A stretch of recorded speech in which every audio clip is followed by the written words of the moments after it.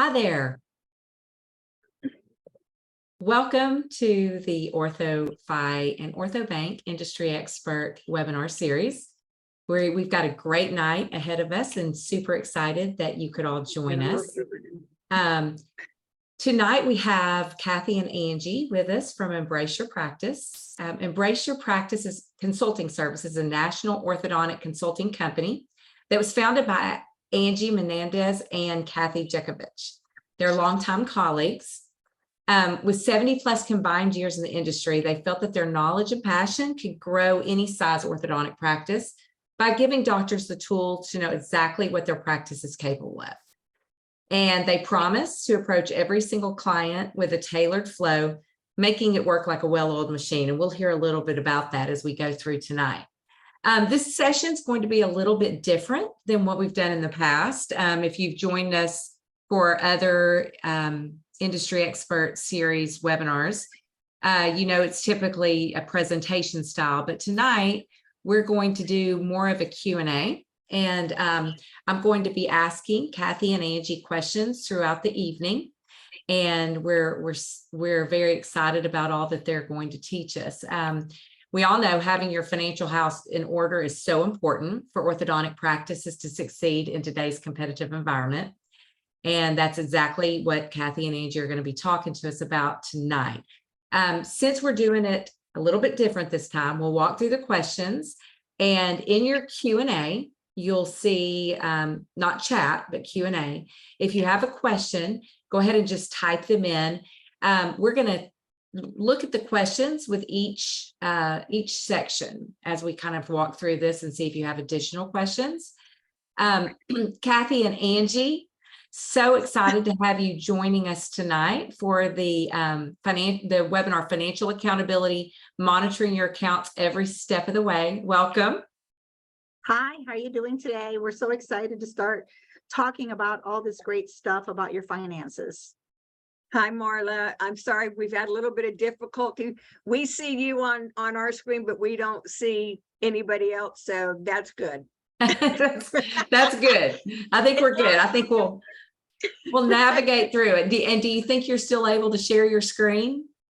Well, so that's where. So we didn't share yet. No. You don't. Okay.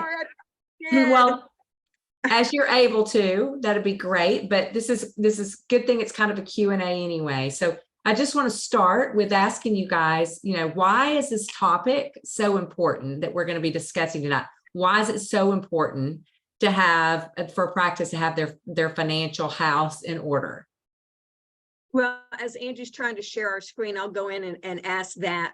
We've never had so many difficulties, but I apologize for it. But okay. To have your accounts, there's many reasons, actually. I mean, it goes from, the insurance AR reports, the patient AR reports, it goes to pending patients, patients without a future appointment, overextended treatment, all those, even though the staff probably and the doctor doesn't look at that these are related to financial accounts, they actually are. Because your extended treatment time, that's really going to relate to your financial money, your financial reports, because if you're running that report and the patient's already paid, and let's say they were 18 months of treatment or 24 months of treatment, whatever they are, and now you see they're 29, 30, 31, 32, and they have already paid in full, then at that point, the practice is really kind of losing money on that particular patient. So that's why even the extended, when we go in, we like to run the report to see how the 90 days past due accounts look like. That's really important to us as well. Can you see our screen yet? No, it's not letting us into the Zoom, like it's minimized here. I'm so sorry. Well, I think it'll be okay. We know the kind of the format, and I've also got a copy here. So you want me just to share my screen? No, share screen. There it is. We finally got it. Is it this one? Mm-hmm. Yay! Can you see it? We can see it. We really did have one prepared. We weren't lying. Yeah. And I'm glad everyone got to see that picture because I just love that picture. So Yeah. cute.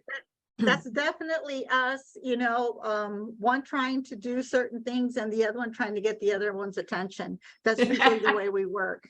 And unfortunately, the internet here is not great here at the hotel, but we are just so excited. But one of the things I wanted to just tell you before we even get into this is the reason why we even started this talking about accounts, right, Kathy?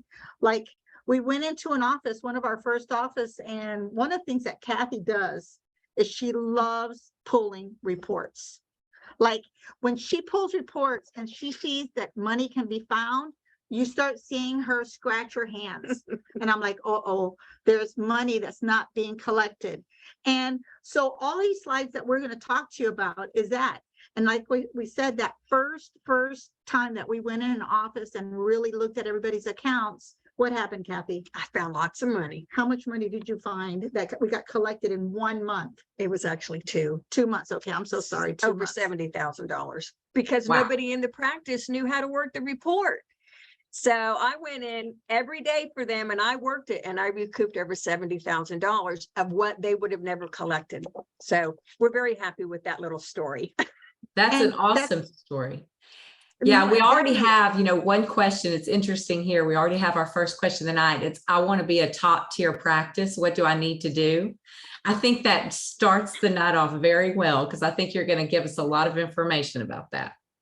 Well, Absolutely. I'm going to add to that. One of the things that whenever you go to a lot of these events, they talk about starting patients, right? And even with OrthoFi is how you start the patient, how you collect the information. But what happens is it's great that you might have started 20, 30, 40 new patients in the month, but are you truly collecting it? So this is the things that we're going to talk about, whether you're on OrthoFi or not on OrthoFi, is understanding your reports and understanding what the office is responsible to do to make sure that you are a top tier office. Yeah. And so we talked a little bit about why this is so important. Everything kind of lives and dies by, are you collecting? It doesn't really matter how much you're actually starting if you're not collecting and if you don't have the tools in place to collect.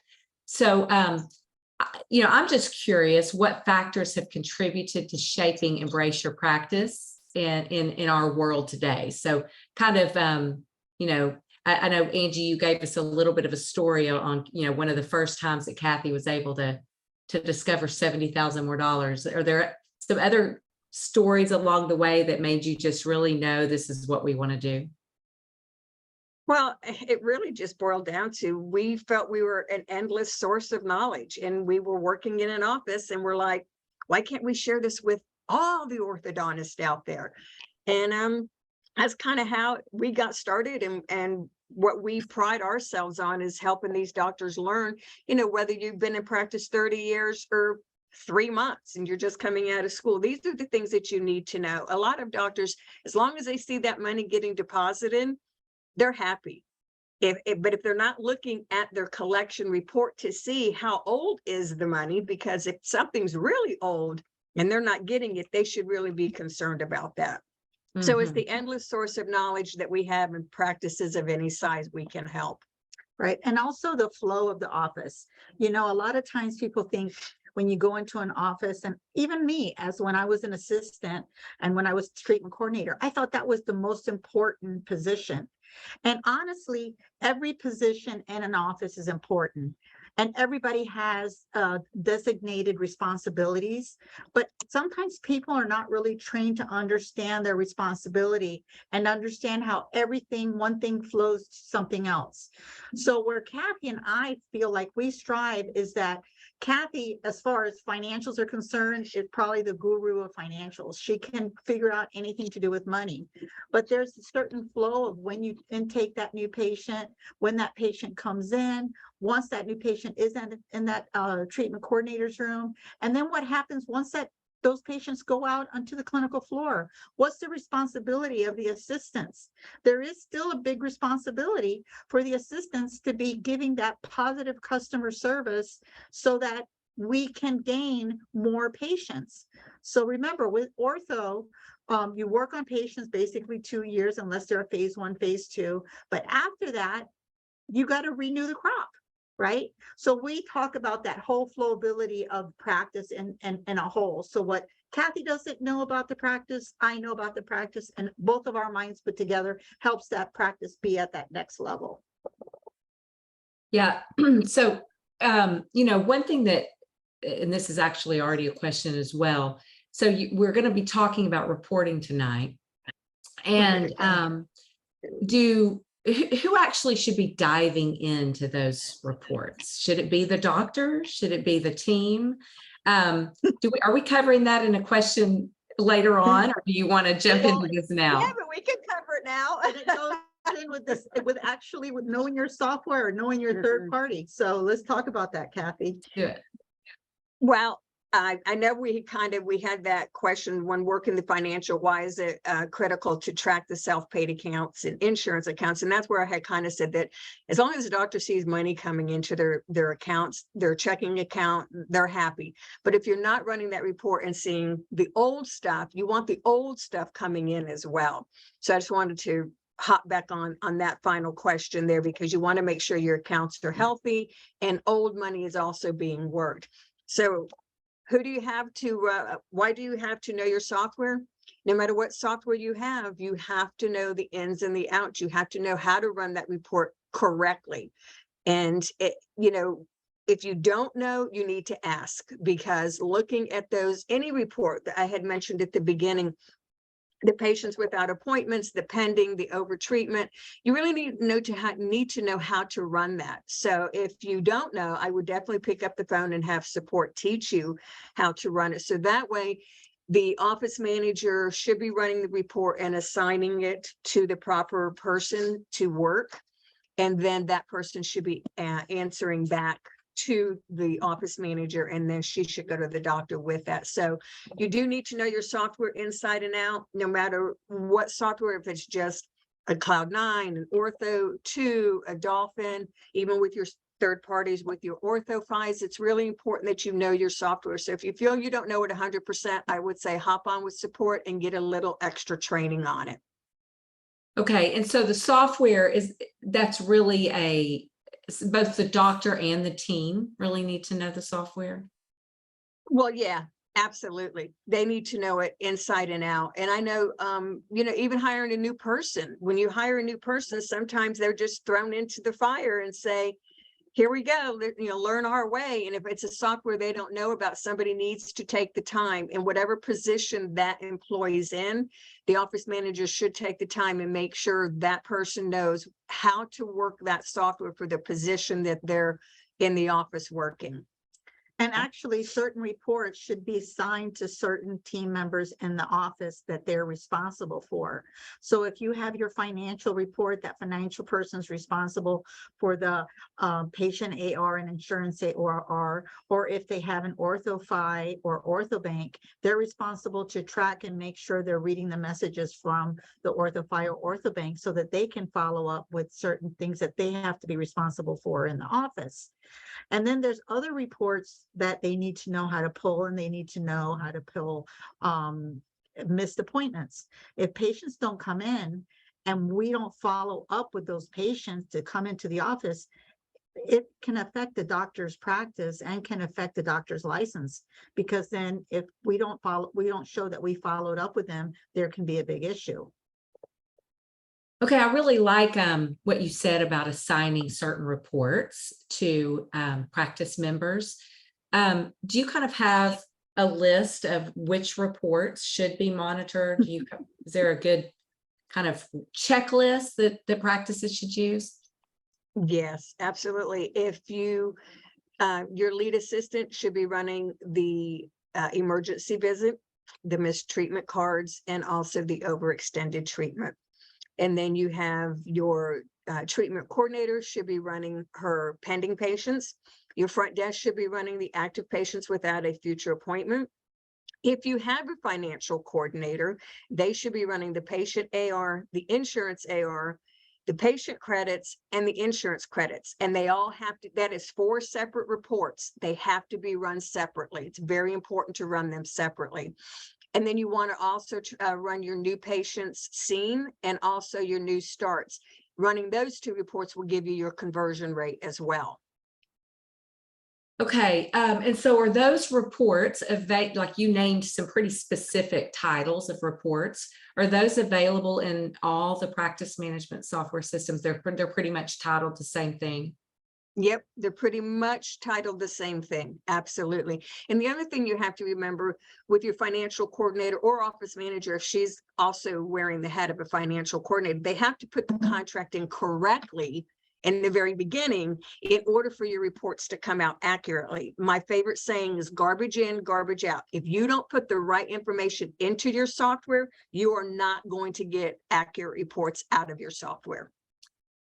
Yeah, we actually have a question here about treatment time, and the urgency of keeping the treatment time frame from what you estimated in the beginning. Is there a report that tracks when you said treatment was going to finish and when you actually finish? Is there any kind of monitoring of that?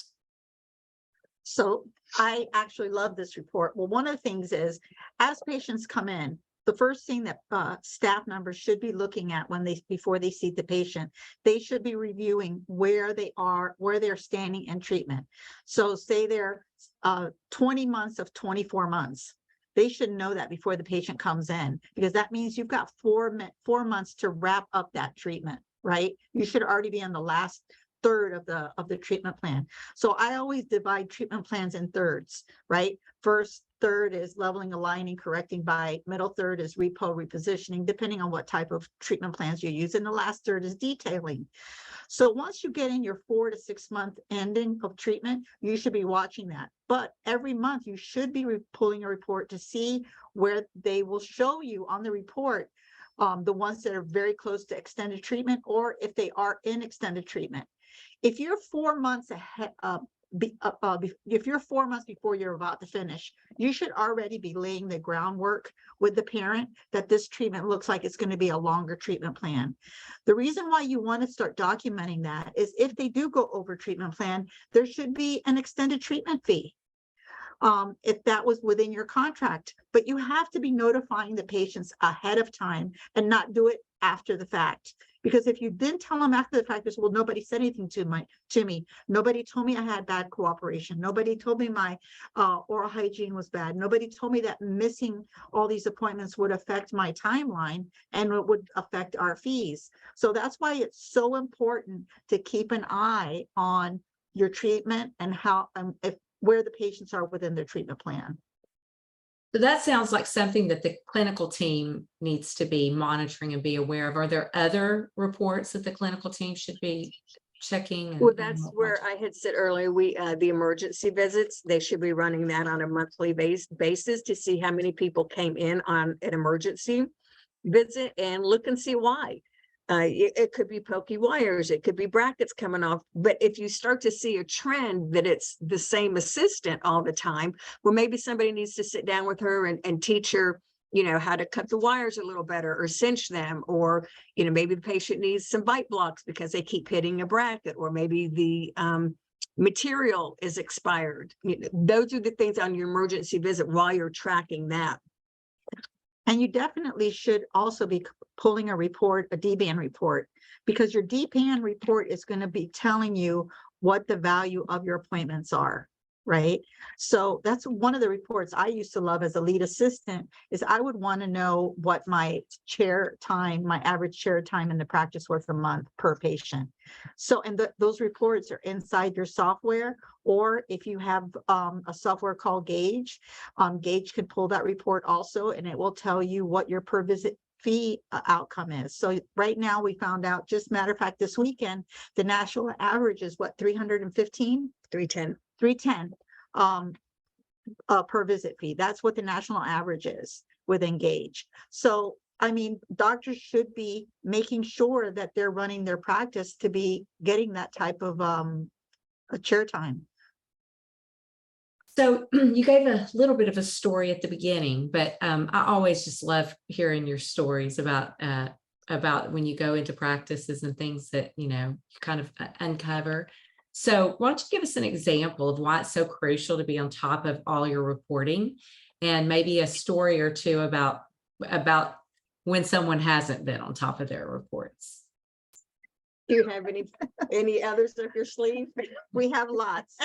So, one of the first things that we do when we go into an office is that we pull reports on all these things that we're talking about to see where the health of the practice is, right?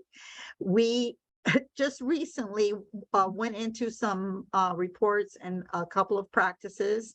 One was they just acquired the practice. And when they acquired the practice, we started pulling reports and we're like, oh my goodness, look what's going on here. There were patients that the contracts were never put into the system. So they were working on the patients for free. They got their initial down payment and never got anything else. And nobody was tracking it because they didn't put it into the software. There are reports that there are patients in phase 1 in treatment 2 to 3 years, and it's because they converted to phase 2 and never implemented the contract for phase 2. What else, Cathy? I mean, there's so many things that if we don't have a monthly review of your reports, can slip through the cracks. And then when you look back at it, I mean, one practice we walked in and just one of Cathy started looking at reports, and in 1 hour, Cathy found 20 patients that the contracts were not put into the system. And they've been in treatment for 12 months or longer. Wow. And they had the auto pay paperwork and they weren't running the auto pay. Oh, and that's another thing. How many auto pays do we get that are denied? They never even called the patient to update the credit card, or never, when the patients came in, asked them, hey, by the way, do you have another credit card? It just kept being denied. And there were some of them that went a year of denied credit card payments, and nobody ever asked the patient for a renewed credit card. Yeah. Because in this instance, oh, I hear an echo. In this instance, they'd hired a new person at the front desk, gave minimal training because they were fire under their feet trying to get her going. Nobody ever talked to her about it. She didn't know. Yeah. She was running the auto debit. She didn't know what to do with it. But she didn't know, and she didn't know what the denied need meant. She ran it, but she didn't know. We can sit here all night, Marla. Yeah, I know. And that's just such a great, intro into outsourcing. There's, if a practice is, who is supposed to work all these reports, and you have that with the staffing crisis and the turnover that seems to be happening, all the time now in practices that I speak to.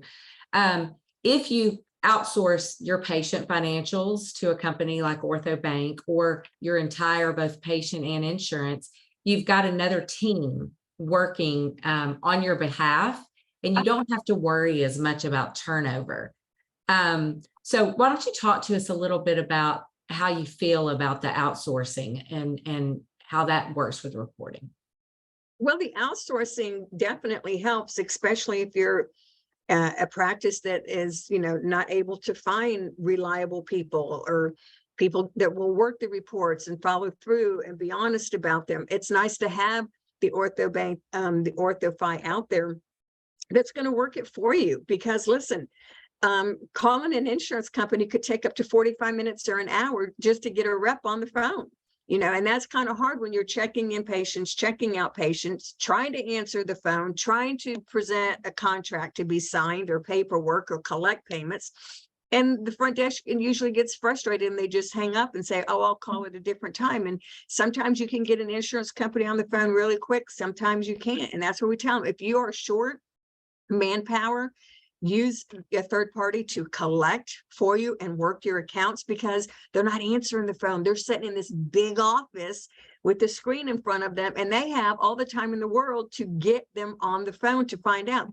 They also, I believe, log in through, the software to read what's going on, but it's much easier for a third party offsite to do that for you, because they're not going to be bombarded or distracted with those calls. But again, you have to stay up on top of that, because there's something called the dashboard, and that's where they communicate with you of things that they need. So you can't say, well, we have it, we never need to look at it again. No, you do need to look at it. They communicate with you through the dashboard of things that they need. And it's much easier for the office to collect a new credit card if the patient's standing in front of them, because if OrthoFi or OrthoBank's calling them and they're not getting the call, or they're not answering the call, and they're playing phone tag, it's much easier when they're standing in front of you. It's very easy to get a new credit card. So that's why it's really important to watch your dashboard and communicate with the third party that's working it for you. Yeah, and I think we're gonna talk a little bit more about the dashboard and some things you need to watch on the third party in just a minute. You know, kind of going back to the not putting things in the system. I remember, you know, a few years back, I was talking to actually a pretty large DSO, and they were managing their own accounts, and they were, you know, calling to follow up on failed payments. But each day they got a huge list. They'd start at the top and they'd get about halfway down by the end of the day. And the next day they had a new list. So and they start at the top again. And they started at the top. So who's not being reached? And, you know, that's no fault of the practice team member. It's just a product of being so busy and wearing so many hats. So it's a hamster wheel. Yeah, it is. And just, you know, making sure that you're kind of checking all the boxes. So I referenced at the beginning, I've heard you guys talk about the well-oiled machine, and I'd love to hear kind of where that came from, why you relate a practice to needing to be run like a well-oiled machine. I think we learned that years ago in a practice that we worked together. He always referenced to being a well-oiled machine, and the practice we worked in was a very well-oiled machine. So we actually have people that come up to us that happen to know who that doctor was and say, he runs a well-oiled machine. And we're like, yes, he does. And you know, one of the biggest reasons why we talk like that is one of the things he also referenced us to know is whatever your position is, it's not just what you do, it's that you know everything that you need to accomplish in that position, and you need to do the best that you can do. And so as a clinical person or as a TC, we had responsibilities and we had checklists. And if we didn't accomplish that checklist, we didn't leave for the end of the day. If we weren't prepared the day before, then we were not allowed to start the day. Our day started being prepared and knowing what was going to happen during the day.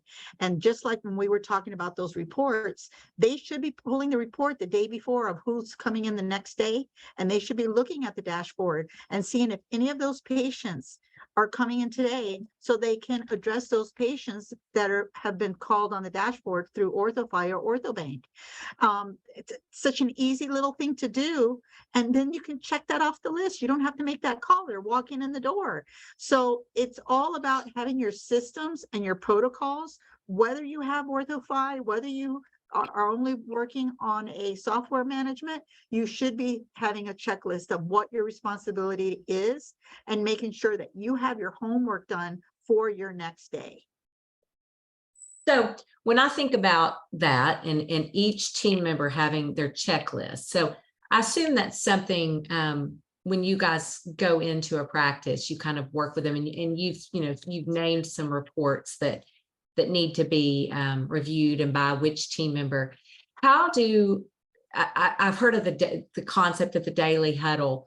Is each team member responsible for talking about their pieces during that daily huddle, or how do the other team members hold the team accountable? Not every report, again, your huddle is only maybe 10 or 15 minutes. And the meaning of the huddle is for the TC to let the team and the doctor know what she's got in her chair, and if she thinks somebody's going to be ready to start. And she's really just really short. And the same thing, each assistant should be looking through their column to see, is the patient scheduled for the right procedure? Do they have enough time? Is there going to be any hiccups? They need your huddles to talk about the new patients on the schedule and if there's going to be any hiccups. That's really, and then your financial coordinator will say, hey, 10 o'clock patient Johnny, if you see him sitting in the reception area, don't take him until I give you the okay, because I need to talk to mom.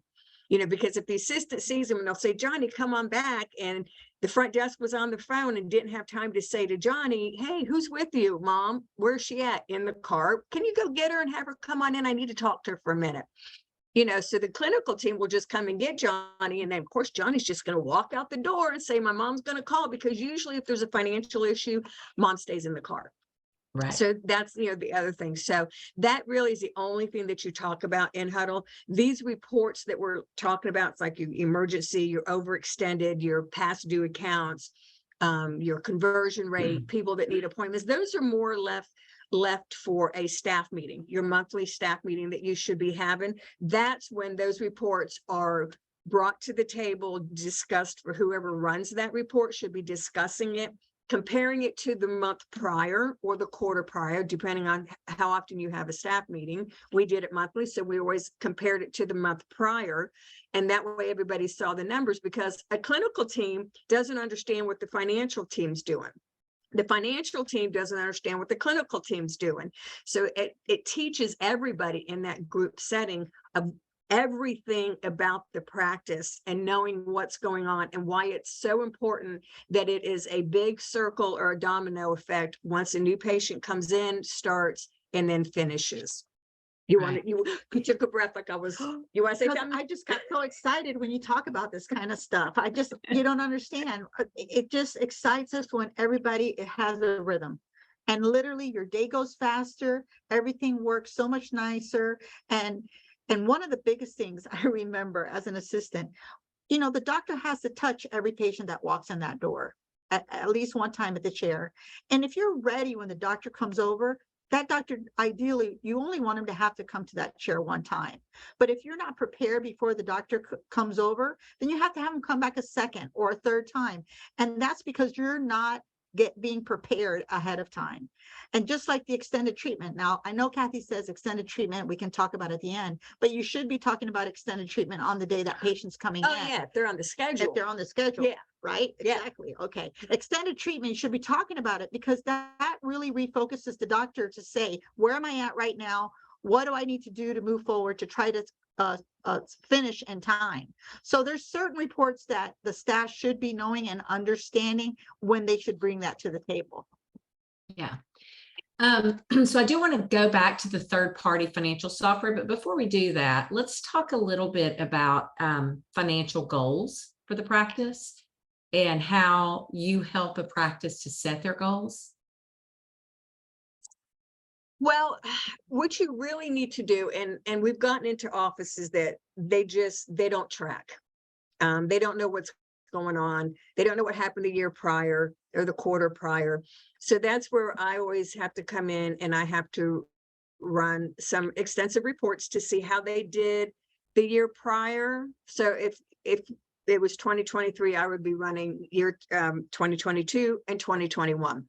And sometimes I go back to 2020. Sometimes I'll go back 3 years and see what the growth was, because we know what we want the growth to be, but we also want to see what the growth was. Or did they fall down? They didn't actually grow. So it usually takes some time with the doctor to go over these reports and look at them and then start setting the goals for either the remaining of 2023. A lot of our clients usually reach out to me about November, December to help them start setting their goals for the next year.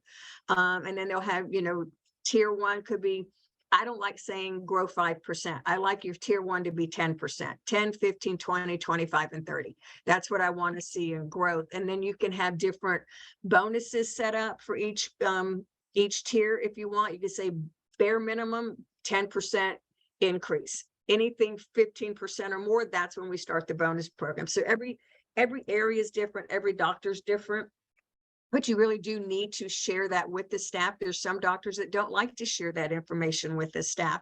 So I can appreciate that. They don't like to share their production numbers or their collection numbers, because really when it comes down to it, the staff doesn't understand that. You know, if they see, oh, my doctor's collecting $1 million a year, you know, that's great, but they don't look at how much it goes into running that practice, how much they're spending on rent, how much they're spending on salaries, on insurance, on supplies. So that's kind of hard when you're trying to discuss those type of things if the doctor doesn't like to share. Some doctors love to share everything, so the staff really understands, hey, my overhead's at 30% and it needs to be a little lower here, until we get that stuff under control. We're going to have to work harder as a team to get that back in, with the supplies and things like that. Yeah. And Yeah, so the we same have a thing, question. Go ahead, Angie. Okay. No, I was just going to say, also running those reports and knowing what your income is monthly for the years prior, you're going to see dips in it, and you're going to see places that it goes up, and you need to be prepared for the months that the dips are happening. What kind of marketing should you be doing 4 or 8 weeks ahead of time? So when that month is a slow month, you know how to recuperate in those slow months. What kind of marketing do you have to do to regain something if you know that the month of November was a really bad month? What do you need to do ahead of time so that month of November is not a bad month, right? So people need to understand the reports, but if you don't talk about those reports with your team, they're not going to understand the value of what they need to do in an office to make the office run better. Yeah. So there's a question here. Our practice has been open for 18 months. We bought the practice from another ortho, found ourselves with a lot of past due balances from the beginning. So, I'm sure this doctor has financial goals, but it's tough to meet those goals because there are also these these past due balances. And then kind of along the same line, there's a second question on how do you deal with patients who don't pay their fees. So just talk to us in general about, a new practice starting out, a lot of past due, that's applicable to any practice, and your recommendations and thoughts on that. Well, let's start with the new practice owner, 18 months, without being able to, one, know if he kept the whole team, if he inherited the team with the practice, or if he brought in new team members. First, you got to kind of know that, because if you inherited the team, they already know the patients. And if they're already that far behind, there may be an issue where that team's not comfortable asking for money.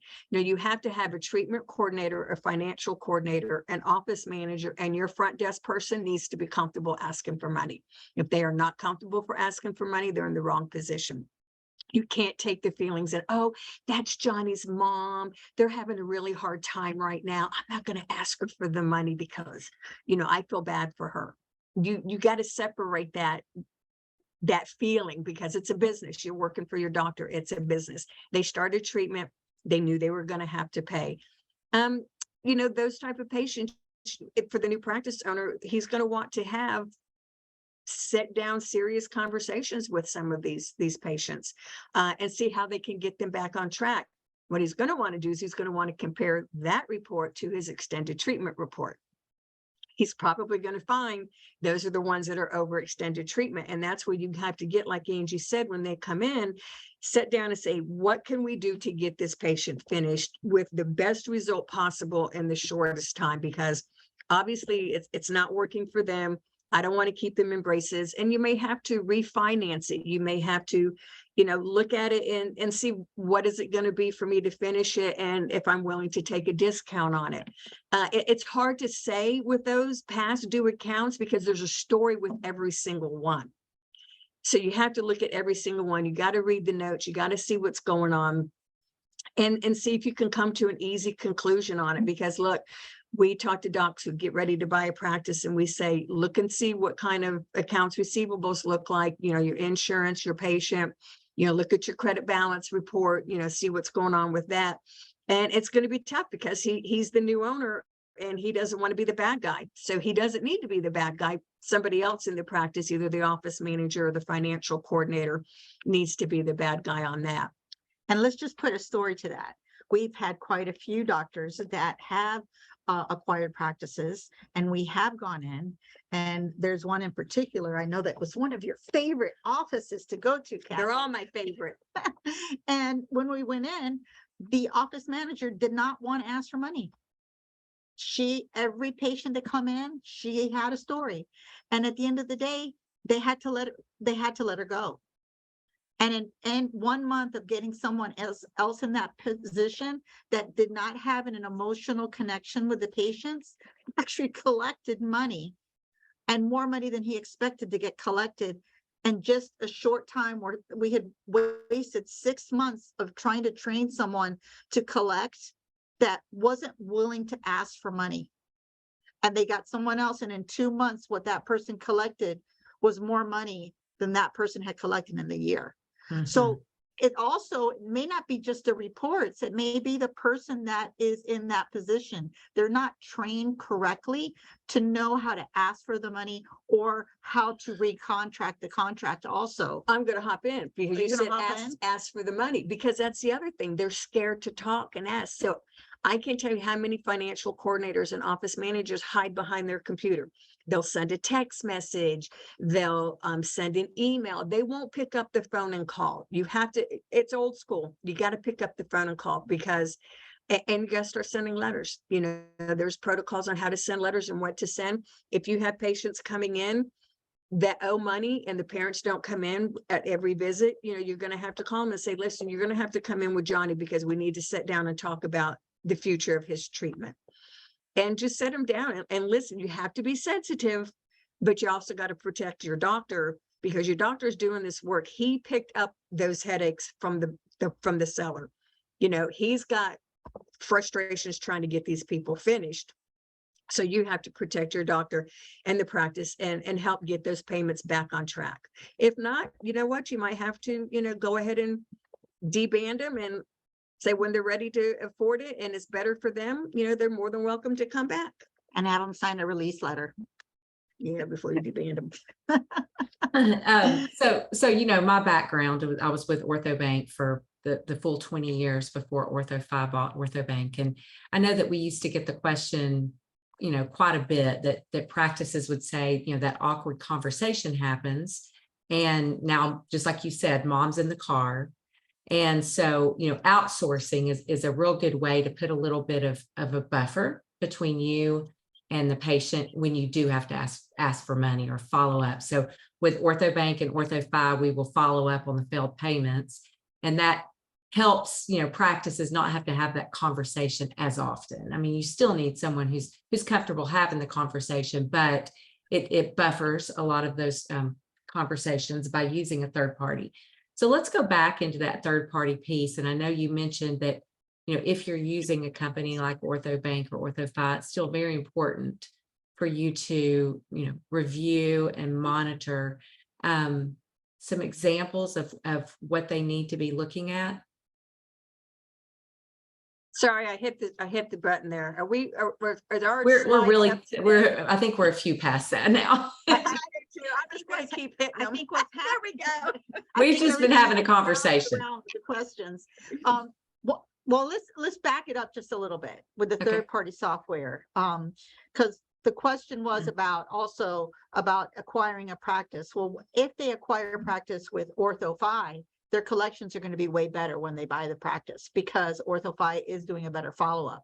But if they buy a practice that does not have Ortho5 and that practice has to start doing it, and I'm going to bring this back to you because this is always a double-edged sword, Marla. Ortho5 will take on those collections, won't they? If they acquire a practice, they'll now follow up, because I know initially when Ortho5 first started, they wouldn't take old accounts, but you guys actually take old accounts, which we have found to be a great source for new doctors, that they will do the collections for them. Yes, that's right. Yeah, we call it our existing AR solution. And so we will now take existing AR as well as the future, you know, new accounts. But it is, you know, like you said, it's so important. Just because a practice is using Ortho5 or OrthoBank doesn't mean that they can just completely take their hands off the wheel. There are, you know, reports that need to be monitored weekly or monthly, and then there's conversations that need to be happening with Ortho5 on the dashboard, like you mentioned. So some examples of you know, have you seen practices that weren't monitoring that well, and some things that they may have missed? Yes, I did. Cathy gets fired up when she looks at that dashboard. Yes, I did. One office I went into had over 300 messages in their dashboard. And I'm like, who's responsible for this? Yeah, so we really like to say it's almost like someone in the practice needs to be kind of the ortho-phi manager, and then Yes. Assign the various reports to certain team members, and they're responsible for looking at that, the messages that have to do with financials, the financial coordination should be looking, insurance. And if they're not, I don't want to scare anyone with the 300. That's a practice that obviously hasn't been monitoring it. Had no clue. And it was But- because of job duties, because new people came on, they had no idea that they were responsible for that. So it wasn't the fault of the practice per se. It was the fault that as they got new people and lost people, the people that they lost did not train the new people that came in. So they had no idea. They just thought that ortho-phi was plug and play. You plug in the information and you don't have to do anything. They had no idea. But once we did show them what they needed to do, and we also told them how they could be online. Isn't it once a month a meeting with your account manager through ortho-phi, and they can go over what's going on the dashboard to make sure that they're on top of that, which is a great resource that this particular office just was not doing. But I'll hop in. They had all those messages, but their accounts were great. They just weren't looking at the messages. So, and that's what the strangest thing was. Their accounts were great. They just weren't looking at the messages, and somehow they all got taken care of. So I literally sat there and went through with somebody, let's look at every single one and let's get these cleaned up. And I was, because when I saw that, I'm like, oh my God, this is going to be crazy. And they were great. I was happy. And I'm like, wow, you guys are lucky. You guys are really lucky. Whoever's doing this for you. And I would say, who's doing it? Well, it's whoever can get to it. I said, no, y'all have to assign it to somebody. Yeah. Every day you have to assign it to somebody. So it was good. It all ended up being really good, Marla. That's good to hear. Yeah. So that call that you're talking about, the monthly call, that's something a lot of practices aren't aware of about OrthoBank, is that, with the solution comes, we call it a monthly business review. And so that actually allows the doctor or team member to sit with our ortho success manager and just review specific accounts or metrics that they may be, falling short on their same day starts or their conversion. So that's when you talk about a well-oiled machine, whether it's internally with every member of the team cooperating together to make sure things get done, or whether it's using a third party and making sure there's good communication there. It's so important to the health of the practice. And so I would say I'd love to hear your favorite story. We got a little bit more time, and this would be a great time for additional questions if you're still there listening and have some more questions for Cathy and Angie. I've been hitting them as we've been going, but I would love to hear from both of you your biggest success story for a practice that you were able to go in and make some change. But it doesn't necessarily have to be financial, but some change that really made a difference in the course of the practice. Okay, I'll talk about my favorite. Okay. Okay, one of my favorite actually had ortho-phi. They had ortho-phi, and it was really kind of the first real true practice that we got involved with ortho-phi. I think this is where our eyes opened up to ortho-phi. Okay. And this doctor, phenomenal doctor and everything. And the office it's not a huge office. It's a nice size office, 4 chairs, had 1 new patient room, had all the bells and whistles in it, did a lot of Invisalign, did a lot of specialty brackets, and the office was good. And as we were pulling reports on their new patients and all their observation, they were bogging down the new patient coordinator with all the observations plus the new patients, and I was like, she shouldn't be doing all that. Like, that should not be happening. You are limiting yourself in growth. And the person, because that's how they always did it. And they had this other consult room. And I'm like, what is that consult room there? Oh, we use that for storage. I said, let's empty it out. We're emptying out that storage room completely. And one of the great things about status codes, which Cathy will tell you, she loves status codes, is with the status codes, with observation, you should know what is a true observation that is just a growth and development, and what is a growth and development that next visit they're ready to start, whether it's a phase 1 or a full comprehension treatment, right? We've started pulling all the growth and development on the clinical floor for quick checks. And in that secondary room, we did all the patients that were ready to start. And so the new patient coordinator was only seeing new patients. In the year that they started doing that, I think, what was it? They were like 300 patients in the year that they were starting. He said, my dream would be to be able to be, because he's only open 3 days a week, to be able to have 500 patients by the end of the year. I said, starts. Yeah. And I said, it will happen. Let's do this. Guess what? He got the 500. Plus, he converted another chair on the clinical floor that he doesn't really use into another TC room. And now he's running 3 columns of either observations, new patients, or growth and development patients that are ready to start. And now he's way past the 500 mark a year. And he just never thought. He had been in he had been a doctor, for 30 years? Mm-hmm. He never thought that was going to happen. And now that office is just soaring. And it was because he just didn't have somebody looking outside the box. And sometimes things are right in front of you, but you're so used to that rhythm that you're doing, that sometimes you need people to come in to look at things a little bit differently. Yeah. So that's my favorite story. That's a great story. I mean, I have a lot, but I think what I like most is when we train an office and we work with them and they say, oh, we can't do this. This isn't going to work. This isn't going to work. We can't do this. And we really just are very patient, and we give them the protocols and the verbiage, and we role play, and we, you can do it. You can do it. We call after we leave to check or send them emails.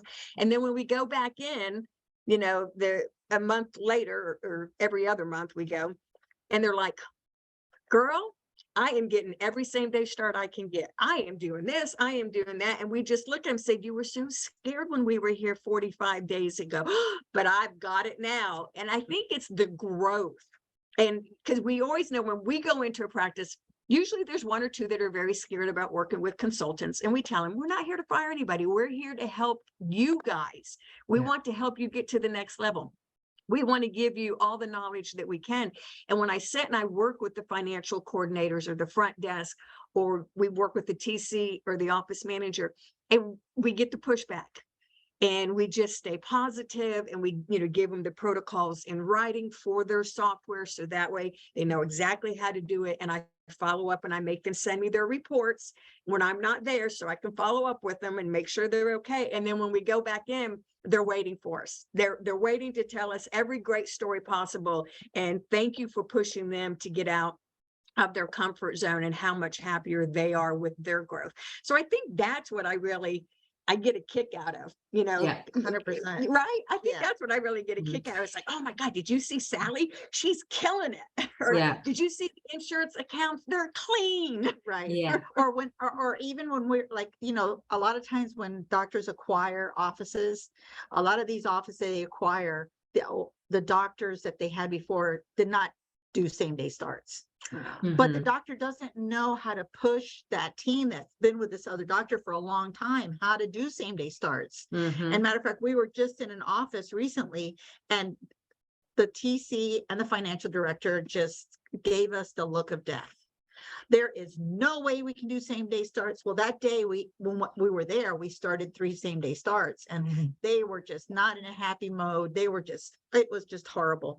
This time when we came back to that office, I said, so how many same day starts did you have? And they're like, and we started counting.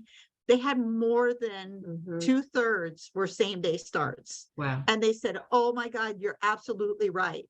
And I said, you know what you're doing now? And they're like, what? I go, now you're a lazy TC. And they're like, what do you mean you're a lazy TC? I said, because if you start them today, you don't have to follow up. And so you can be lazy and you can be fun with your new patients, because now you don't have to do follow up. Yeah, just freeing up your time so much. So it sounds like the things that you guys enjoy the most, and this is awesome, is you love practice growth and personal growth within the practice. And that's really just what it's all about. And the knowledge that, what you're teaching them gives them confidence to succeed. And then, also the knowledge of looking through the reports and the data also helps them succeed to that. We do have a couple questions. Where would you start with the reports, implementing cleanups and requiring your employees to embrace the change? So, this doctor's saying, I'm afraid I would lose everyone if I started to do everything at once. So, is there? Well, not necessarily, to our good doctor that's asking that question. Because what you're going to do is you're going to give, the one thing that I always want to know, I want to make sure everybody's in the correct status code. That's the first thing. So that's something you can give to the front desk. That could be their responsibility that you run, depending on what software you have. You can run every patient in your active full.